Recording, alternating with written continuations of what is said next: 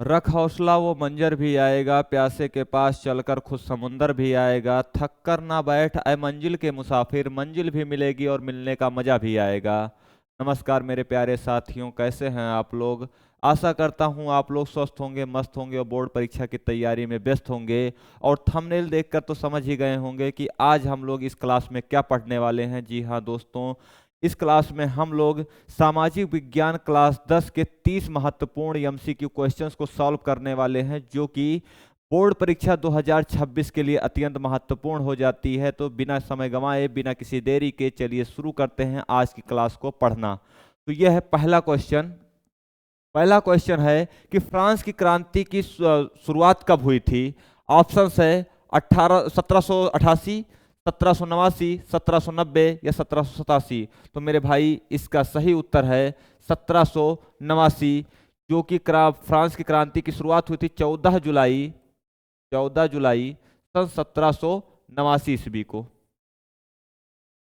जो फ्रांस की जनता थी, जो क्रांतिकारी थे, जो विद्रोही थे, उन्होंने फ्रांस के बास्तील नामक एक दुर्ग पर हमला करके वहां के कैदियों को छुड़ा लिया था। यहीं से माना जाता है फ्रांस की क्रांति की शुरुआत हुई थी। कभी कभी क्वेश्चन ये पूछ लिया जाता है कि फ्रांस के क्रांति के दौरान फ्रांस का राजा कौन था या सम्राट कौन था। तो याद रखिएगा, राजा का नाम था लुई 16वां। लुई 16वां, जो कि किस वंश से संबंधित है, बुर्बो वंश से। चलिए अगला सवाल है,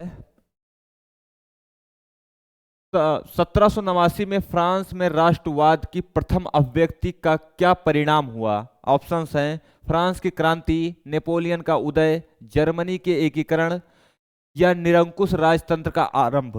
तो मेरे भाई, जो निरंकुश राजतंत्र था इसका आरंभ नहीं, इसका अंत हुआ था। तो यह ऑप्शन पूर्ण रूप से गलत हो जाता है। आपका जो सही उत्तर है यह है फ्रांस की क्रांति की शुरुआत हुई थी।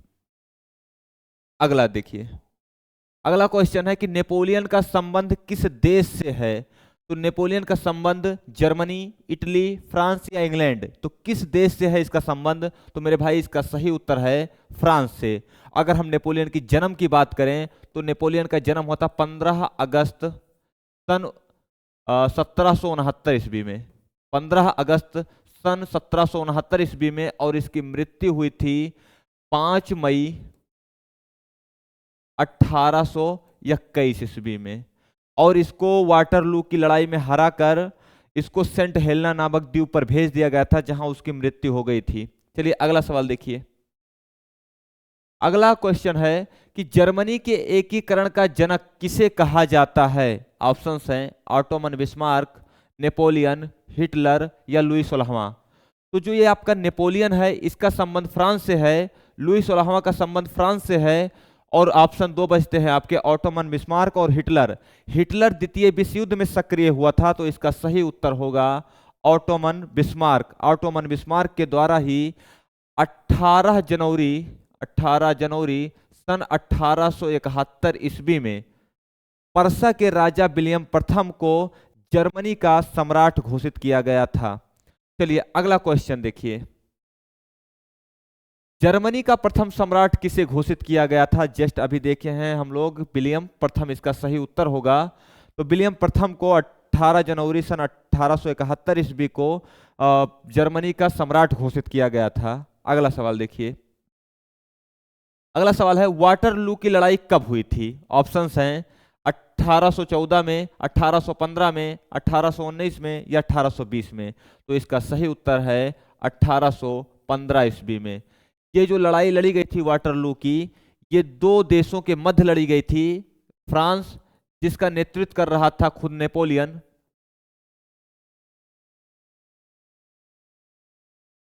नेपोलियन बोनापार्ट, और दूसरी तरफ चार देश मिलकर इससे लड़ रहे थे, ब्रिटेन, रूस, ऑस्ट्रिया और पर्सा। इन चारों की संयुक्त सेनाओं के द्वारा नेपोलियन को हराकर सेंट हेलेना द्वीप पर भेज दिया गया, जहां इसकी मृत्यु 1821 ईस्वी में हो गई थी। अगला सवाल देखिए, अगला सवाल है, महात्मा गांधी दक्षिण अफ्रीका से भारत कब वापस आए? आपके ऑप्शंस हैं 9 जनवरी 1915, 10 जनवरी 1915, 12 जनवरी 1915 या 14 जनवरी 1915। तो महात्मा गांधी दक्षिण अफ्रीका से 9 जनवरी 1915 को भारत वापस आए थे। इसीलिए हर साल 9 जनवरी को हम लोग भारतीय प्रवास दिवस के रूप में मनाते हैं, भारतीय प्रवास दिवस। अगर क्वेश्चन ये पूछ लिया जाए कि महात्मा गांधी दक्षिण अफ्रीका कब गए थे, तो मेरे भाई याद रखिएगा कि 1893 ईस्वी में दादा अब्दुल्ला नामक एक व्यक्ति का केस लड़ने के लिए महात्मा गांधी दक्षिण अफ्रीका गए थे। वापस कब आए? 9 जनवरी 1915 को। इसीलिए हर साल हम लोग 9 जनवरी को क्या मनाते हैं? भारतीय प्रवास दिवस।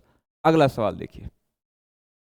अगला क्वेश्चन है, वंदे मातरम गीत के लेखक हैं? आपके ऑप्शंस हैं रविंद्रनाथ टैगोर, बंकिम चंद्र चटर्जी, अवनींद्र टैगोर या महात्मा गांधी। इसका सही उत्तर है बंकिम चंद्र चटर्जी। बंकिम चंद्र चटर्जी द्वारा सन 1870 ईस्वी के दशक में एक गीत लिखा गया था जिसका नाम था वंदे मातरम, और इसको 1882 ईस्वी में अपनी उपन्यास जिसका नाम है आनंद मठ, आनंद मठ में शामिल किया गया। तो 1882 ईस्वी में बंकिम चंद्र चटर्जी द्वारा एक उपन्यास लिखा गया जिसका नाम था आनंद मठ, और आनंद मठ में जो वंदे मातरम गीत था इसको शामिल कर लिया गया। और क्वेश्चन पूछ लिया जाए इसे पहली बार गाया कब गया, तो इसे गाया गया था कांग्रेस के अधिवेशन में, भारतीय राष्ट्रीय कांग्रेस के अधिवेशन में गाया गया था। कब गाया गया था? 1896 ईस्वी में। यह अधिवेशन कहाँ हुआ था भाई? तो यह अधिवेशन हुआ था कलकत्ता में। कहाँ हुआ था? कलकत्ता में। अगर इसका अध्यक्ष पूछ लिया जाए कौन अध्यक्ष था, तो इसके अध्यक्ष थे रहमतुल्ला सानी। अगर बात की जाए वंदे मातरम को भारत का राष्ट्रगीत कब घोषित किया गया, तो वंदे मातरम को भारत का राष्ट्रगीत 24 जनवरी सन 1950 को घोषित किया गया।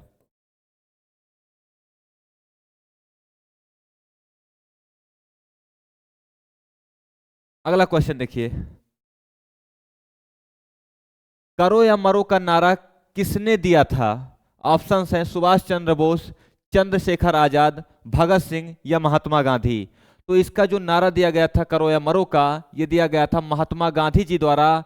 कब दिया गया? 8 अगस्त 1942 में भारत छोड़ो आंदोलन के दौरान। भारत छोड़ो आंदोलन के दौरान करो या मरो का नारा दिया गया था। कहां से दिया गया था? तो मुंबई से। मुंबई से एक मैदान है जिसे ग्वालियर टैंक कहा जाता है।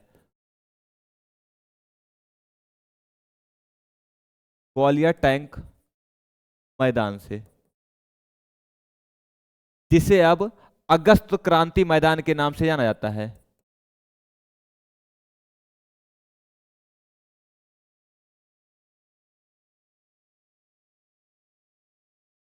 अगस्त क्रांति मैदान के नाम से जाना जाता है। अगला सवाल देखिए, क्वेश्चन है चौरी चौरा घटना कब हुई?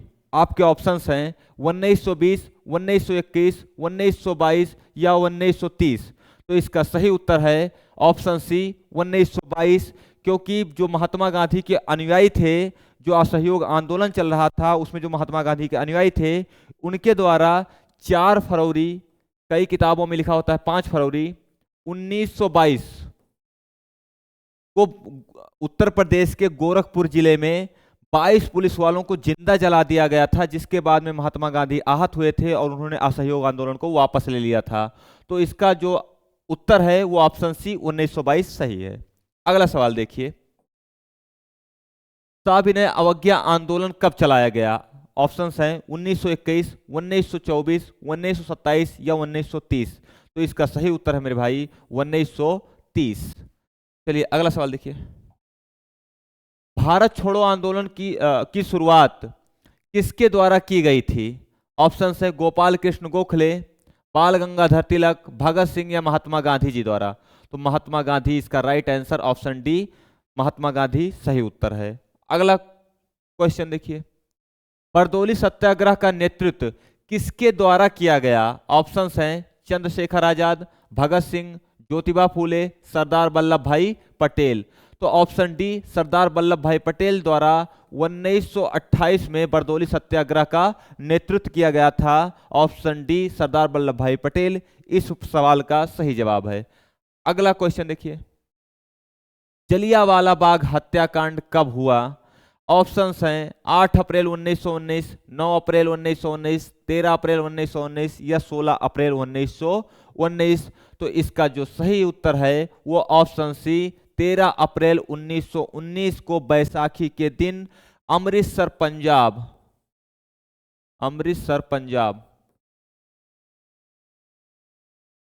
पंजाब की जलियांवाला बाग नामक स्थान पर निहत्थे भारतीय इकट्ठा हुए थे, जिसके बाद में जनरल डायर के द्वारा बिना उनको किसी सूचना के उन पे अंधाधुंध फायरिंग करवाई गई, जिसमें हजारों निहत्थे भारतीय मारे गए थे। तो जलियांवाला बाग हत्याकांड 13 अप्रैल 1919 को हुआ था। ऑप्शन सी इसका सही उत्तर है। अगला क्वेश्चन देखिए, साइमन कमीशन भारत कब आया? 1928, 1929, 1930 या 1938? तो इसका सही उत्तर है ऑप्शन ए, 1928। साइमन कमीशन का अध्यक्ष कौन था? तो उसका नाम था सर जॉन साइमन।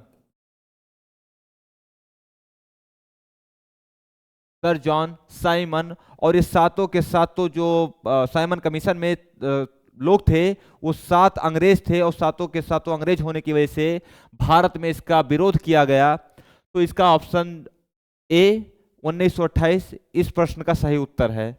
अगला सवाल देखिए, संयुक्त राष्ट्र संघ की स्थापना कब हुई? 1945, 1947, 1942 या 1939? तो संयुक्त राष्ट्र संघ की स्थापना 24 अक्टूबर 1945 में हुई थी। ऑप्शन ये करेक्ट आंसर है। अगला सवाल देखिए, प्रथम विश्व युद्ध का प्रारंभ कब हुआ? 1914, 1915, 1916 या 1917? तो प्रथम विश्व युद्ध जो था इसका जो प्रारंभ हुआ था 1914 में हुआ था, और खत्म कब हुआ था? तो 1918 में। 4 सालों तक चला था। अगला सवाल देखिए, अंतरराष्ट्रीय विश्व बैंक की स्थापना कब हुई? तो मेरे भाई इसके ऑप्शंस देख लीजिए, 1943, 1944, 1945 या 1940? तो इसका सही उत्तर है 1944, ऑप्शन बी। अंतरराष्ट्रीय विश्व बैंक की स्थापना 1944 में हुई थी। अगला सवाल देखिए, भारत का पहला लौह इस्पात संयंत्र कहां स्थापित किया गया? ऑप्शंस हैं मुंबई, अहमदाबाद, जमशेदपुर या फिर हैदराबाद? तो इसका सही उत्तर है ऑप्शन सी, जमशेदपुर। अगला क्वेश्चन देखिए, भारत में पहली बार जूट मिल कब लगाई गई? ऑप्शंस हैं 1855, 1885, 1887 या 1889? तो इसका सही उत्तर है 1855। अगला सवाल देखिए, गुलामगिरी की रचना किसके द्वारा की गई थी? ऑप्शंस हैं आपके महात्मा गांधी, ज्योतिबा फूले, जवाहरलाल नेहरू या भगत सिंह? तो मेरे भाई इसका सही उत्तर है ज्योतिबा फूले, ऑप्शन बी। और ये जो लिखा गया है ये जाति व्यवस्था पर आधारित है। ये किताब जाति व्यवस्था पर आधारित है। तो ऑप्शन बी ज्योतिबा फूले। अगला क्वेश्चन है, वर्नाकुलर प्रेस एक्ट कब लागू किया गया था? तो ऑप्शंस है 1874, 1878, 1890 या 1885? तो इसका सही जवाब है 1878। वर्नाकुलर प्रेस एक्ट 1878 में लाया गया था। भारतीय समाचारों पर प्रतिबंध लगाने के लिए लाया गया था। तो इसका जो सही उत्तर है वो है 1878, ऑप्शन बी। अगला सवाल देखिए, औद्योगिक क्रांति की शुरुआत किस देश में हुई थी? ऑप्शंस हैं रूस, इंग्लैंड, भारत या Mongolia? Option B England. England में औद्योगिक क्रांति की शुरुआत 18वीं शताब्दी में हुई थी। तो ऑप्शन बी इस सवाल का सही उत्तर है। अगला चलिए क्वेश्चन देखते हैं। अंतरराष्ट्रीय मुद्रा कोष आईएमएफ की स्थापना कब हुई थी? ऑप्शंस हैं 1941, 1942, 1943 या 1944। तो इस क्वेश्चन का सही उत्तर है 1944, ऑप्शन डी। अगला सवाल देखिए। कॉर्न लॉ किस देश से संबंधित है? Britain, Japan, Norway, Sweden. तो इसका सही उत्तर है Britain, option A, question number 25। Corn law Britain से संबंधित है, इसका ये सही उत्तर हो जाएगा। अगला क्वेश्चन देखते हैं। महात्मा गांधी द्वारा चलाया गया पहला आंदोलन कौन सा था? ऑप्शंस हैं चंपारण आंदोलन, अहमदाबाद मिल आंदोलन, खेड़ा आंदोलन, सविनय अवज्ञा आंदोलन। तो मेरे भाई चंपारण आंदोलन 1917 में महात्मा गांधी द्वारा चलाया गया पहला आंदोलन था। तो ऑप्शन ये सही हो जाएगा। अहमदाबाद मिल आंदोलन और खेड़ा आंदोलन, ये दोनों आंदोलन चले थे 1918 में, 1918 में। और सविनय अवज्ञा आंदोलन कब चला था? तो ये चला था 1930 में। तो ऑप्शन ये आपके सही उत्तर हैं। अगला देखिए।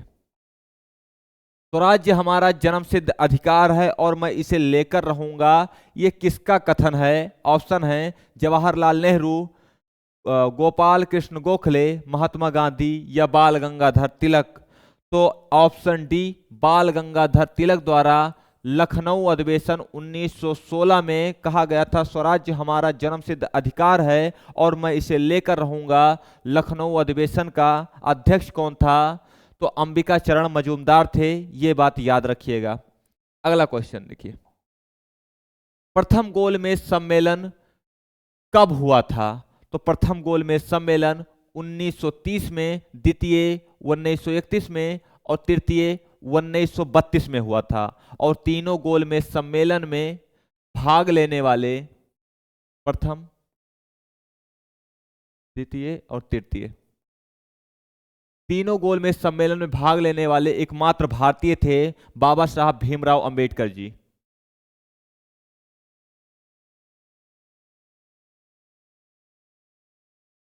और महात्मा गांधी जी द्वारा केवल एक गोलमेज सम्मेलन में भाग लिया गया था, वो था द्वितीय गोलमेज सम्मेलन 1931।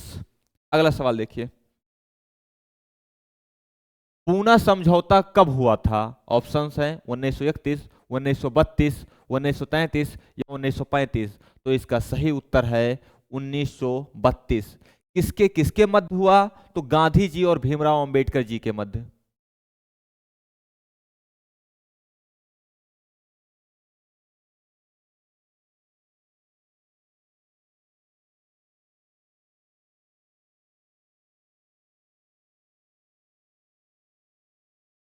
गांधी जी और अंबेडकर जी के बीच में हुआ था पूना पैक्ट 1932 में। कई बार क्वेश्चन पूछा जाता है कि गांधी जी के तरफ से किस व्यक्ति के द्वारा पूना पैक्ट पर हस्ताक्षर किया गया था? तो याद रखिएगा मदन मोहन मालवीय द्वारा।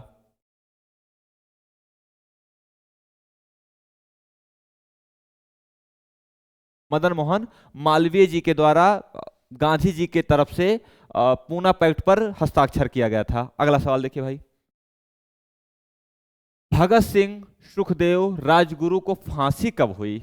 ऑप्शंस हैं 23 मार्च 1931, 24 अप्रैल 1931, 23 जून 1931 या 24 जून 1931। तो इसका सही उत्तर है 23 मार्च 1931। लाहौर जेल 1931 में कुल तीनों लोगों को फांसी दिया गया था।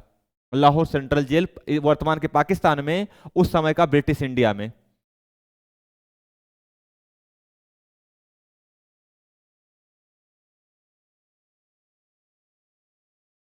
जेल वर्तमान के पाकिस्तान और उस समय के ब्रिटिश भारत में इनको फांसी दिया गया था। तो मेरे भाई 30 सवाल आपके कंप्लीट हुए। 30 सवालों को देखने के लिए बहुत बहुत धन्यवाद। मिलते हैं नेक्स्ट क्लास में। Thank you.